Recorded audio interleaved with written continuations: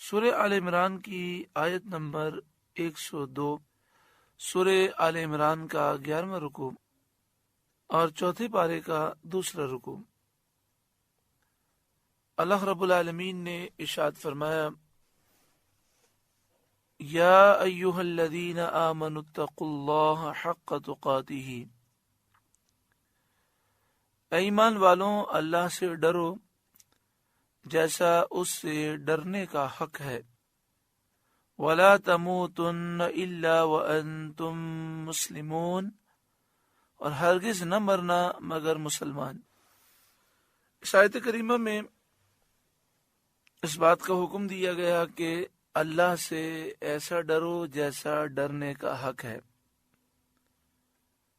اور دوسرا یہ حکم دیا گیا کہ ایمان کی حفاظت کرو، ایمان پر ثابت قدم رہو، جب دنیا سے جاؤ تو ایمان سلامت لے کر جاؤ۔ نبی اکرم صلی اللہ علیہ وآلہ وسلم جب نکاح کا خطبہ ارشاد فرماتے تو اس خطبے میں 4 آیتوں کی تلاوت فرماتے۔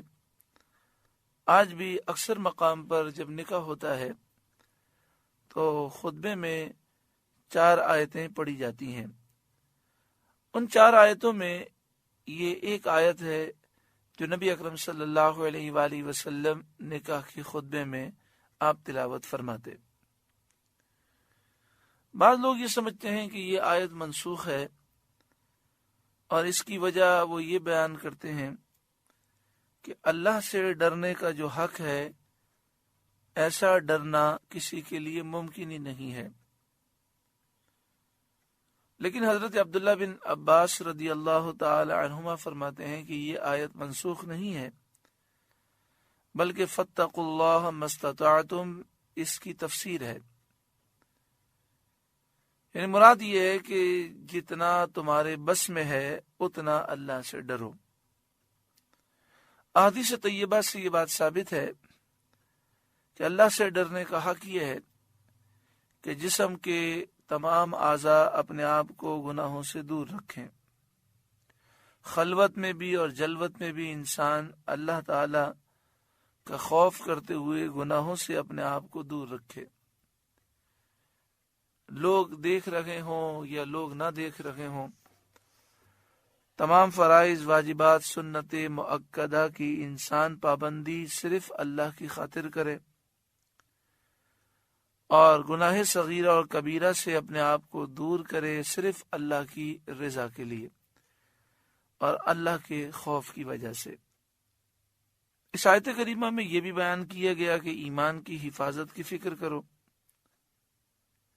ہمیں تمام ان کاموں سے اپنے آپ کو دور رکھنا چاہیے جو ایمان کی بربادی کا سبب ہو سکتے ہیں۔ بسا اوقات گناہ کرنے سے ایمان کمزور ہو جاتا ہے، اور پھر بسا اوقات ایمان ضائع ہو جاتا ہے۔ حضرت محدث ابن جوزی علیہ رحمہ اپنی کتاب عیون الحکایات میں لکھتے ہیں کہ ایک اللہ کے نیک بندے خانہ کعبہ کا طواف کر رہے تھے۔ انہوں نے ایک نوجوان کو دیکھا کہ وہ طواف کے ہر چکر میں صرف ایک ہی دعا کر رہا ہے، اے اللہ مجھے ایمان پر سلامتی عطا فرما۔ پھر طواف سے فارغ ہو کر آپ نے دیکھا کہ وہ ملتزم سے لپٹ کر یہی دعا کر رہا ہے۔ مقام ابراہیم پر بھی نفل پڑھنے کے بعد وہ یہی دعا کر رہا ہے، اس کی زبان پر ایک ہی دعا ہے، اے اللہ ایمان پر مجھے ثابت قدمی دے اور مجھے ایمان پر موت عطا فرما۔ تو انہوں نے پوچھا کہ کیا آپ کو اور دعائیں نہیں آتی؟ انہوں نے کہا اور دعائیں آتی ہیں، لیکن معاملہ یہ ہے کہ میرا ایک بھائی تھا، وہ بڑا نیک اور صالح تھا، بظاہر وہ نیکیاں کرتا تھا، لیکن ایک گناہ یہ چھپ کر کرتا تھا۔ وہ گناہ یہ تھا کہ یہ بد نگاہی میں مبتلا تھا۔ جہاں دیکھنا شریعت میں منع ہے یہ وہ مناظر دیکھتا تھا۔ نامحرم عورتوں کو دیکھنے سے منع کیا گیا، نگاہوں کی حفاظت کا حکم دیا گیا۔ تو اس نوجوان نے کہا کہ وہ بدنگاہی کرتا تھا، باقی دیگر معاملات میں وہ اچھا تھا۔ جب اس کی موت کا وقت قریب آیا تو اس نے ہم سے کہا کہ قرآن پاک مجھے دو۔ ہم سمجھے کہ قرآن پاک کی وہ تعظیم کرے گا، برکت حاصل کرے گا، مگر اس نے نعوذ باللہ من ذالک بے ادبی کی اور کہنے لگا اے لوگو تم گواہ ہو جاؤ، میں اس قرآن سے اور جو کچھ اس میں ہے اس سے بیزار ہوتا ہوں اور میں یہودی ہوتا ہوں۔ ہم سب بڑے پریشان ہوئے، اس کو بہت سمجھایا لیکن یہ ماننے کے لیے تیار نہ ہوا، یہاں تک کہ اس کا خاتمہ ہوا اور وہ یہودی ہو کر مرا۔ پھر میرا دوسرا بھائی، وہ بھی بظاہر نیک تھا لیکن اسے بھی یہی مرض تھا کہ وہ نگاہوں کی حفاظت نہیں کرتا تھا۔ جب اس کی موت کا وقت آیا تو اس نے بھی قرآن پاک طلب کیا اور قرآن کی بے ادبی کی، اور یہ اس نے کہا کہ میں عیسائی ہوتا ہوں۔ بہت سمجھایا گیا لیکن وہ نہ مانا اور اسی حالت میں مر گیا۔ اب مجھے یہ ڈر محسوس ہوتا ہے کہ کہیں میرا ایمان برباد نہ ہو جائے۔ تو انہوں نے فرمایا کہ یہ دونوں اپنی نگاہوں کی حفاظت نہیں کرتے تھے، گناہوں کی وجہ سے ان کا ایمان برباد ہوا۔ تم اپنے آپ کو گناہوں سے دور رکھو، اللہ تعالیٰ تمہیں ایمان پر ثابت قدمی عطا فرمائے گا۔ اس طرح کے کئی واقعات ہیں اور کئی حدیثیں ایسی ہیں جن سے یہ مضمون ظاہر ہوتا ہے کہ گناہ کرنے سے ایمان کمزور ہو جاتا ہے۔ شیطان موت کے وقت ایمان برباد کرنے کی کوشش کرتا ہے۔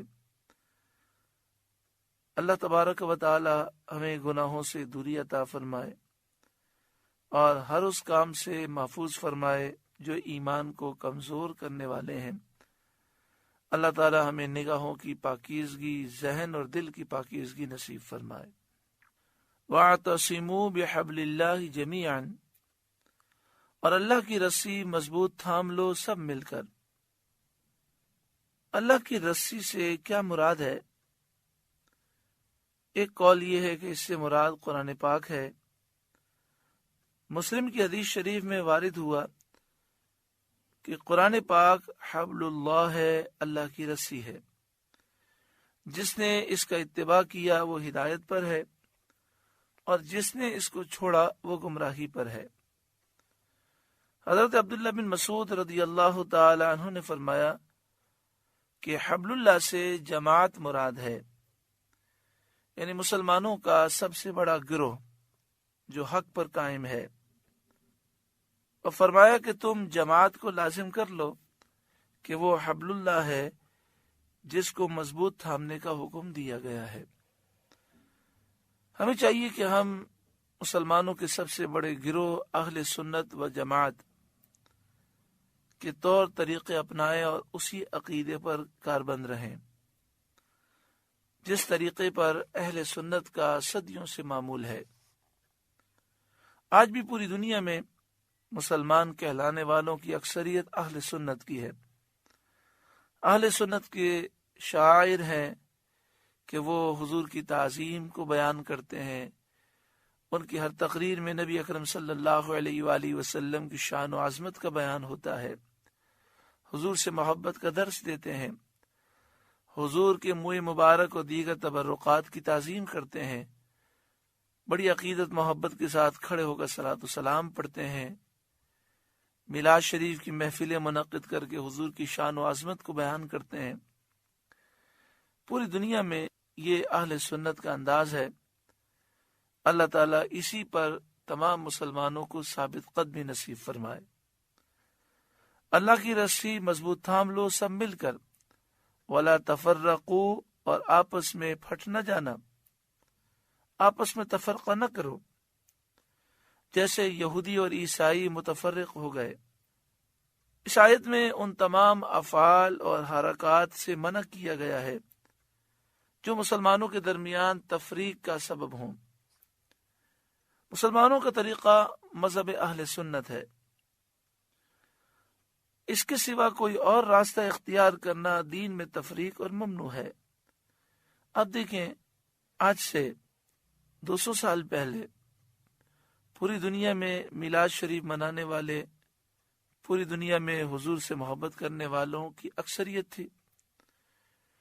پھر جب انگریز بر صغیر میں آئے، پوری دنیا میں انگریز اور فرانسیسی قابض ہوئے، تو انہوں نے اپنے رول ڈیوائیڈ اینڈ رول کے تحت مسلمانوں کو تقسیم کرو اور حکومت کرو، نئے نئے فرقے بنا دیے۔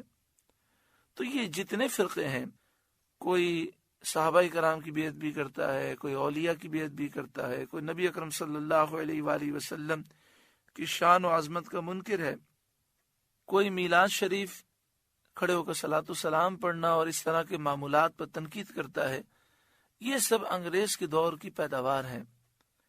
صدیوں سے مسلمانوں کا یہ معمول چلا آیا ہے اور مسلمان اس پر متفق رہے ہیں، اور آج بھی جتنے نئے نئے فرقے پیدا ہو رہے ہیں آج کے دور کی پیداوار ہیں، اور اسی اہل سنت سے لوگوں کو توڑا جاتا ہے اور الگ کر کے ایک نئے فرقے کی صورت اختیار کی جاتی ہے۔ ہمیں چاہیے کہ ہم مضبوطی سے مسلک حق پر قائم رہیں، نبی اکرم صلی اللہ علیہ وآلہ وسلم کی محبت، الفت اور آپ کی تعظیم و توقیر کو بجا لائیں اور اسی کا درس دیں۔ وَاذْكُرُوا نِعْمَةَ اللَّهِ عَلَيْكُمْ، اور اللہ کا احسان اپنے اوپر یاد کرو۔ اِذْ كُنْتُمْ أَعْدَاءً، جب تم آپس میں ایک دوسرے کے دشمن تھے۔ فَأَلَّفَ بَيْنَ قُلُوبِكُمْ، تو اللہ نے تمہارے دلوں میں ملاپ کر دیا، محبت پیدا کی۔ فَأَصْبَحْتُمْ بِنِعْمَتِهِ إِخْوَانًا، تو اللہ کے فضل سے تم آپس میں بھائی بھائی ہو گئے۔ اسلام کی بدولت دشمنی دور ہو کر آپس میں دینی محبت پیدا ہوئی۔ اوس اور خزرج، ان کے درمیان 120 سال سے زائد عرصے لڑائی کا سلسلہ رہا۔ دن رات قتل و غارت گری کا بازار گرم رہتا۔ نبی اکرم صلی اللہ علیہ وآلہ وسلم نے ان کے درمیان محبتیں پیدا فرمائیں۔ اللہ تعالیٰ نے اپنے محبوب کے وسیلے سے ان کی جنگ کی آگ کو ٹھنڈا کر دیا، اور یہ جنگجو قبیلے آپس میں محبت رکھنے لگے اور بھائی بھائی ہو گئے۔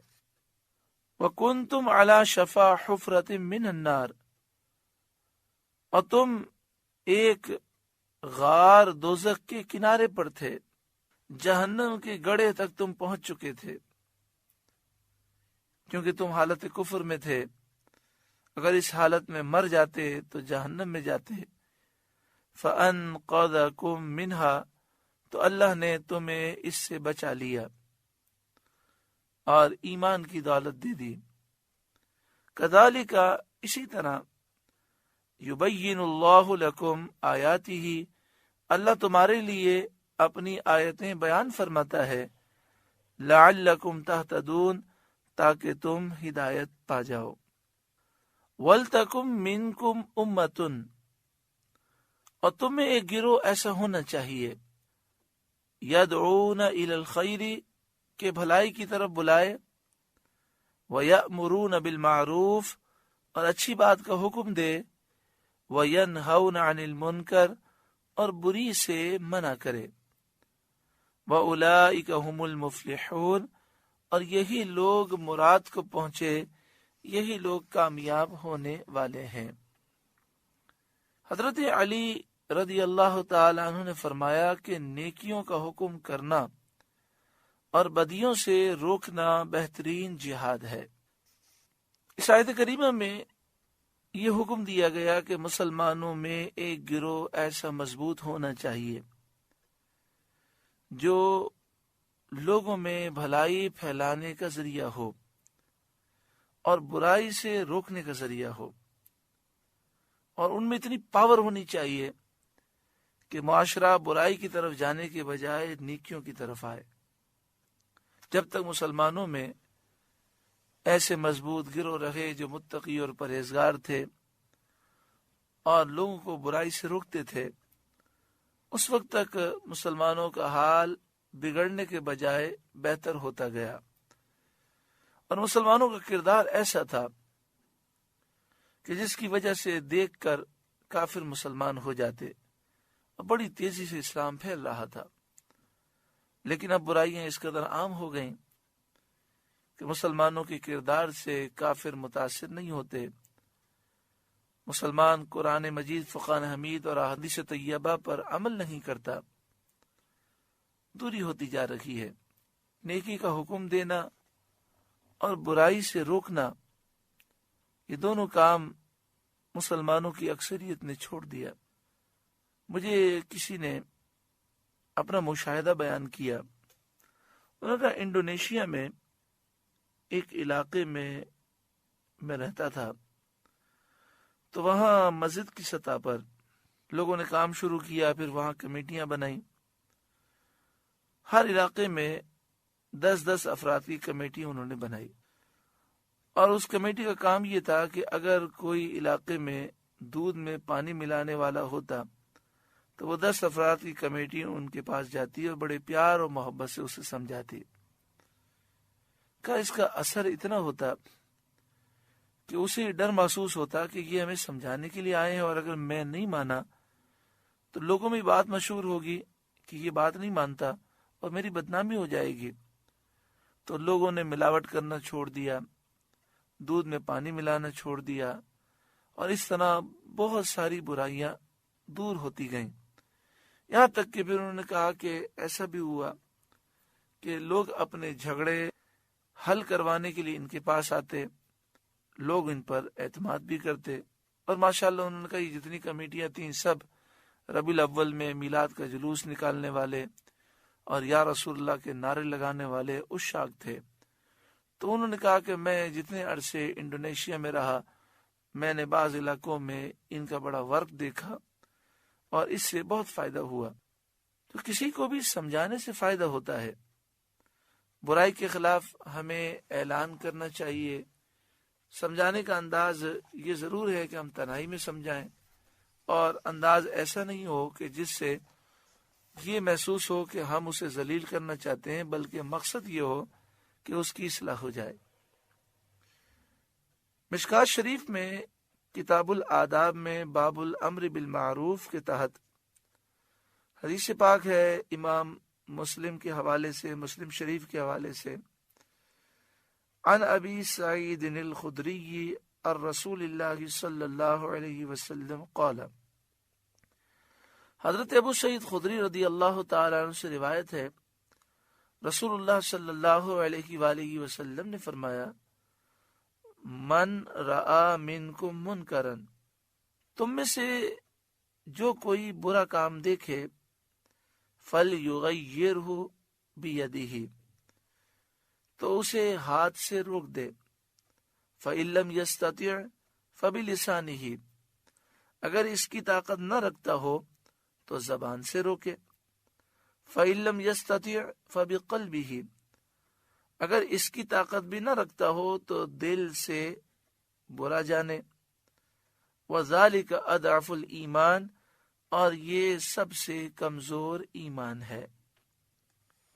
اسی مشکات شریف کتاب الآداب باب الامر بالمعروف دوسری فصل میں ترمذی شریف کے حوالے سے حدیث پاک ہے، حضرت حذیفہ رضی اللہ تعالی عنہ سے روایت ہے کہ نبی اکرم صلی اللہ علیہ وآلہ وسلم نے ارشاد فرمایا، والذی نفسی بیدہ لتأمرن بالمعروف ولتنہون عن المنکر، قسم اس ذات کی جس کے قبضے میں میری جان ہے، تم ضرور نیک کاموں کا حکم کرنا اور برے کاموں سے منع کرتے رہنا، او لیوشکن اللہ ان یبعث علیکم عذابا من عنده، ورنہ قریب ہے کہ اللہ تعالیٰ تم پر اپنے پاس سے عذاب بھیج دے گا. ثم لتدعنہ ولا یستجاب لکم، پھر تم اس سے دعا کرو گے تو تمہاری دعا قبول نہیں کی جائے گی. دیکھیے اس حدیث پاک میں واضح ہے کہ اگر ہم نیکی کا حکم کرنا اور برے کاموں سے منع کرنا چھوڑ دیں گے تو پھر عام عذاب آئے گا، پھر دعائیں بھی قبول نہ ہوں گی. حضرت صدیق اکبر رضی اللہ تعالیٰ عنہ فرماتے ہیں کہ میں نے نبی کریم صلی اللہ علیہ وآلہ وسلم کو فرماتے ہوئے سنا، ان الناس اذا رأوا منکرا، بے شک جب لوگ گناہ کو دیکھیں، فلم یغیروہ، پھر اسے تبدیل نہ کریں، یعنی گناہ سے نہ روکیں، یوشک ان یعمہم اللہ بعقابہ، تو قریب ہے کہ اللہ تعالیٰ ان پر اپنا عذاب بھیج دے. اس طرح کی کئی احادیث طیبہ موجود ہیں جس میں بات کا ذکر کیا گیا کہ اگر نیکی کا کام چھوڑ دیں گے، برائی سے روکنا چھوڑ دیں گے تو اللہ تعالیٰ کا عذاب آئے گا. اور آج چونکہ یہ مرض عام ہو چکا اس لیے ہر طرف پریشانی ہے. اللہ تعالیٰ ہمیں اس قرآنی حکم پر عمل کی توفیق عطا فرمائے. یہاں یہ فرمایا گیا وَلْتَكُمْ مِنْكُمْ أُمَّةٌ يَدْعُونَ إِلَى الْخَيْرِ، تم میں ایک گروہ ایسا ہونا چاہیے کہ بھلائی کی طرف بلائے، وَيَأْمُرُونَ بِالْمَعْرُوفِ، اور اچھی بات کا حکم دے، وَيَنْهَوْنَ عَنِ الْمُنْكَرِ، اور بری سے منع کرے، وَأُولَئِكَ هُمُ الْمُفْلِحُونَ، اور یہی لوگ مراد کو پہنچے، یہی لوگ کامیاب ہونے والے ہیں. وَلَا تَكُونُوا كَالَّذِينَ تَفَرَّقُوا، اور ان جیسے نہ ہونا جو آپس میں پھٹ گئے، آپس میں انہوں نے تفرقہ کیا. وَاخْتَلَفُوا مِن بَعْدِ مَا جَاءَهُمُ الْبَيِّنَاتُ، اور ان میں پھوٹ پڑ گئی بعد اس کے کہ روشن نشانیاں ان کے پاس آ چکی تھیں. جیسا کہ یہودی اور عیسائی آپس میں مختلف ہو گئے اور ان میں ایک دوسرے کے ساتھ دشمنی پختہ ہو گئی، اسی طرح زمانہ اسلام سے پہلے زمانہ جاہلیت میں لوگ متفرق تھے، آپس میں بغض و عناد تھا، اور جب اسلام کی دولت نصیب ہوئی تو یہ آپس میں ایک ہو گئے. اس آیت میں مسلمانوں کو آپس میں اتفاق کا حکم دیا گیا اور اختلاف اور اس کے اسباب پیدا کرنے سے منع کیا گیا. احادیث میں بھی اس کی بہت تاکیدیں آئی ہیں. مسلمانوں کو چاہیے کہ وہ مسلمانوں کے سب سے بڑے گروہ سے وابستہ رہے جن کے عقیدے درست ہیں اور جو حضور صلی اللہ علیہ وآلہ وسلم سے محبت اور الفت کرنے والے ہیں. یہاں پہ فرمایا گیا کہ یہ لوگ مختلف ہو گئے، انہوں نے اختلاف کیا، روشن نشانیاں آنے کے بعد یعنی حق ان پر واضح ہو گیا، پھر بھی انہوں نے اختلاف کیا. وَأُولَئِكَ لَهُمْ عَذَابٌ عَظِيمٌ، یہی وہ لوگ ہیں جن کے لیے بڑا عذاب ہے.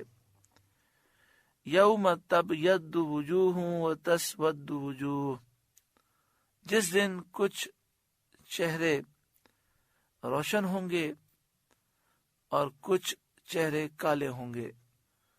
فَأَمَّا الَّذِينَ اسْوَدَّتْ وُجُوهُهُمْ، تو وہ جن کے چہرے کالے ہوں گے ان سے فرمایا جائے گا اَكَفَرْتُمْ بَعْدَ ایمانکم، کیا تم ایمان لا کر کافر ہو گئے؟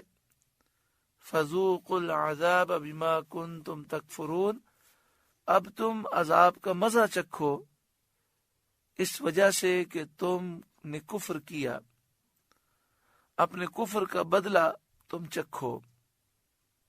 یہاں پہ فرمایا گیا کہ ان سے توبیخاً یہ کہا جائے گا اَكَفَرْتُمْ بَعْدَ ایمانکم، کیا تم ایمان لا کر کافر ہو گئے؟ تو مفسرین بیان فرماتے ہیں کہ اللہ تبارک و تعالی نے روحوں کو جمع فرمایا عالم ارواح میں، اور روز میثاق ان سے اللہ تعالیٰ نے عہد لیا جب اللہ تعالیٰ نے ان سے فرمایا تھا کہ کیا میں تمہارا رب نہیں ہوں؟ سب نے بلا کہا تھا اور ساری روحیں ایمان لائی تھیں۔ اب جو دنیا میں کافر ہوئے تو ان سے فرمایا جائے گا کہ روز میثاق عالم ارواح میں تم ایمان لائے تھے، پھر دنیا میں آ کر تم کافر ہو گئے۔ اسی طرح اس آیت کریمہ میں منافقین بھی شامل ہیں کہ انہوں نے زبان سے ایمان کا اظہار کیا اور دل ان کے منکر تھے، تو ان سے بھی فرمایا جائے گا کفرتم بعد ایمانکم، کیا تم ایمان لا کر کافر ہو گئے؟ اسی طرح اہل کتاب یہودی عیسائی جو نبی اکرم صلی اللہ علیہ وآلہ وسلم کی آمد سے پہلے نبی اکرم صلی اللہ علیہ وسلم پر ایمان لائے اور پھر حضور کے ظہور کے بعد انہوں نے نبی اکرم صلی اللہ علیہ وسلم کا انکار کیا اور وہ کافر ہو گئے۔ اسی طرح جو لوگ پہلے مسلمان تھے اور پھر مرتد ہو گئے ان سے بھی کہا جائے گا کفرتم بعد ایمانکم، کیا تم ایمان لا کر کافر ہوئے؟ یہاں پر یہ خطاب توبیخاً ہے، انہیں زجر کرنے کے لیے ہے، انہیں شرمندہ کرنے کے لیے ہے۔ وَأَمَّا الَّذِينَ ابْيَضَّتْ وُجُوهُهُمْ فَفِي رَحْمَةِ اللَّهِ، اور وہ جن کے چہرے روشن ہوں گے وہ اللہ کی رحمت میں ہیں، یعنی اہل ایمان کل بروز قیامت اللہ کے کرم کے صدقے میں وہ خوش اور فرحان ہوں گے، ان کے چہرے چمکتے دمکتے ہوں گے، ان کی سیدھی طرف، الٹی طرف اور سامنے نور ہوگا۔ اللہ تعالی ہمیں ان میں شامل فرمائے۔ ہم فیہا خالدون، وہ اس میں ہمیشہ رہیں گے۔ تلک آیات اللہ، یہ اللہ کی آیتیں ہیں، نتلوہا علیک بالحق، کہ ہم حق کے ساتھ آپ پر پڑھتے ہیں۔ وما اللہ یرید ظلما للعالمین، اور اللہ جہاں والوں پر ظلم نہیں چاہتا، وہ کسی کو بغیر جرم کے عذاب نہیں دیتا اور کسی کی نیکی کا ثواب کم نہیں کرتا۔ وَلِلَّهِ مَا فِي السَّمَاوَاتِ وَمَا فِي الْأَرْضِ، اور اللہ ہی کا ہے جو کچھ آسمانوں میں ہے اور جو کچھ زمین میں ہے۔ وَإِلَى اللَّهِ تُرْجَعُ الْأُمُورِ، اور اللہ ہی کی طرف سب کاموں کی رجوع ہے۔ حقیقی اختیار اللہ ہی کو ہے، حقیقی طور پر مالک وہی ہے، وہ جو چاہتا ہے وہی ہوتا ہے۔ کل بروز قیامت سب کو اللہ کے حضور جمع ہونا ہے۔ سورہ آل عمران کا 11واں رکوع مکمل ہوا۔ اللہ رب العالمین اس رکوع کے نور سے ہم سب کو روشن و منور فرمائے۔ اللہ